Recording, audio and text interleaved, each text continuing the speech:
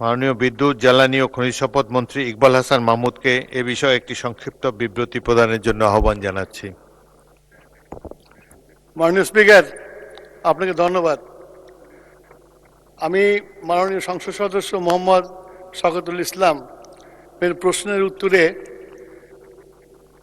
গত 28 ফেব্রুয়ারি 2026 তারিখ হইতে মধ্যপ্রাচ্যে উদ্ভূত ভূ রাজনৈতিক অস্থিরতা এবং পরিবেত মার্কিন ইসরায়েলি যৌথ হামলার পরিপ্রেক্ষিতে ইরান কর্তৃক স্ট্রেট অফ হরমুজ এর জাহাজ চলাচলের বিধিনিষেধ আরোপ করায় বৈশ্বিক জ্বালানি সরবরাহ ব্যবস্থা বিঘ্নিত হয়েছে। ফলে আন্তর্জাতিক বাজারে জ্বালানি তেলের মূল্য, প্রিমিয়াম ও ফ্রেট রেটের অস্বাভাবিক অস্থিরতা দেখা দিয়েছে। আন্তর্জাতিক নৌপথে জাহাজ চলাচলের নিরাপত্তার ঝুঁকি বৃদ্ধি পেয়েছে। এই পরিস্থিতিতে বৈশ্বিক জ্বালানি সরবরাহে অস্থিতিশীলতা পরিস্থিতির সৃষ্টি হয়েছে। এত সত্ত্বেও সরকার সম্ভাব্য সকল উৎস অন্বেষণ করে দেশে সব ধরনের তেলের স্বাভাবিক সরবরাহ অব্যাহত রেখেছে।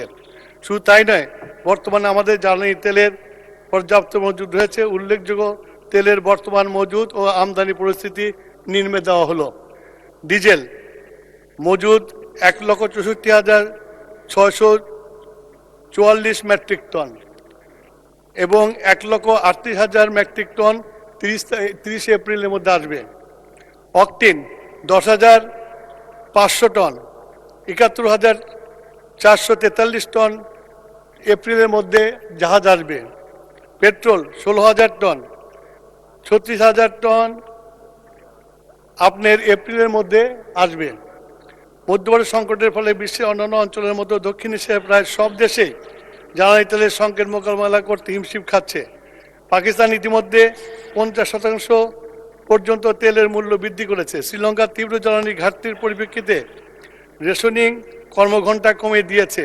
ভারত, আফগানিস্তান, ভুটান, মালদ্বীপ, নেপাল ইতিমধ্যে জ্বালানি তেলের মূল্য বৃদ্ধি করেছে। অর্থাৎ একমাত্র বাংলাদেশি জ্বালানি তেলের মূল্য অপ্রবৃত্ত রেখেছে। বিশ্বব্যাপী জ্বালানি তেলের মূল্য অস্বাভাবিক হারে বৃদ্ধি পেলেও দেশের শিল্প উৎপাদন, কৃষি কার্যক্রম ও সাধারণ মানুষের জীবনযাত্রার কথা বিবেচনায় রেখে সরকার এপ্রিল মাসে জ্বালানি তেলের মূল্য অপরিবর্তিত রেখেছে। কৃষকদের ডিজেল প্রাপ্তি নিশ্চিত করতে সেচ কার্ডের ন্যায় কৃষি কার্ড প্রদানের বিষয়ে জেলা প্রশাসকদেরকে নির্দেশ প্রদান করা হয়েছে। জ্বালানি তেলের অবৈধ মজুদ, অতিরিক্ত দামে বিক্রি রোধে মোবাইল কোর্ট পরিচালনার জন্য সকল জেলা ম্যাজিস্ট্রেটকে নির্দেশ দেওয়া হয়েছে। জ্বালানি তেল সরবরাহ মনিটরিং করার জন্য জেলা বিপিসি মন্ত্রণালয় পর্যায়ে ভিজিলেন্স টিম ও মনিটরিং টিম গঠন করা হয়েছে। প্রতিদিন সকাল 9:30 থেকে জেলা প্রশাসক সমন্বয়ে জ্বালানি তেলের সার্বিক পরিস্থিতি নিয়ে জুম অ্যাপসের মাধ্যমে সভা করা হচ্ছে। জ্বালানি তেলের পাচার, অবৈধ মজুদ বন্ধের আইন বাহিনীকে নির্দেশনা প্রদান করা হয়েছে। জ্বালানি তেলের সুষ্ঠু সরবরাহের লক্ষ্যে প্রতিটি ফিলিং স্টেশনে ট্যাগ অফিসার নিয়োগ করা হয়েছে। দেশীয় খনিজ সম্পদের যথাযথ ব্যবহার নিশ্চিতকল্পে বিভিন্ন উদ্যোগ গ্রহণ করা ও বাস্তবায়িত হচ্ছে। প্রাকৃতিক গ্যাসের সুষ্ঠু বন্টন নিশ্চিত করা সহ দেশীয় গ্যাস ক্ষেত্র থেকে উপজাত হিসাবে প্রাপ্ত কনডেনসেট ব্যবহার করে পেট্রোল ও অকটেন ও ডিজেল উৎপাদন করা হচ্ছে। ইতিমধ্যে জ্বালানি তেলের অবৈধ মজুদ বন্ধের জন্য 3রা মার্চ হতে 4 এপ্রিল 26 তারিখ পর্যন্ত 342টা অভিযান পরিচালনা করা হয়েছে, যার মধ্যে 2,456টি মামলা দায়ের করা হয়েছে। 31 জনকে কারাদণ্ড প্রদান করা হয়েছে। এই সকল অভিযানে মোট 1,25,39,000 টাকার অর্থদণ্ড আদায় করা হয়েছে এবং 40,48,456 লিটার জ্বালানি তেল উদ্ধার করা হয়েছে। তার মধ্যে diesel 3,33,157 litre, octane 36,405 litre, petrol 78,894 litre উদ্ধার করা হয়েছে।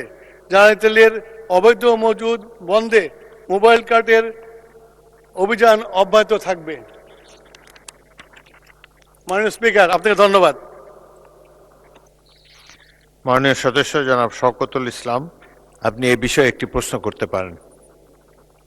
মাননীয় স্পিকার, আপনাকে ধন্যবাদ। মাননীয় জ্বালানি মন্ত্রী, আপনাকেও ধন্যবাদ।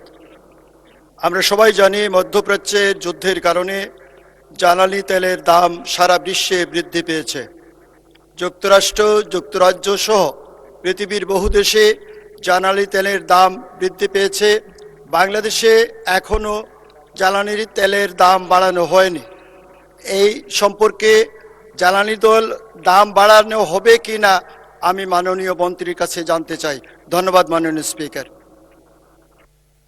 মাননীয় মন্ত্রী। স্পিকার, আমাদের জ্বালানি তেলের মূল্য বৃদ্ধির ব্যাপারে একটি আইন আছে। সেই আইন অনুসারে আমরা প্রতি মাসে দামের সমন্বয় করি। গত মাসের সমন্বয় করে আমরা দাম বাড়াই নাই। আগামী মাসে আমরা দামের উপরে কাজ করছি। কাজ করে যদি সমন্বয় করে দেখা যায় যে দাম বৃদ্ধি করা এখনই প্রয়োজন, তাহলে আমরা ইনশাল্লাহ আমরা আলোচনা করে ক্যাবিনেটে নিয়ে তারপরে মূল্য বৃদ্ধি করার চিন্তা করব। মাননীয় স্পিকার, আপনাকে ধন্যবাদ। ধন্যবাদ মাননীয় মন্ত্রী।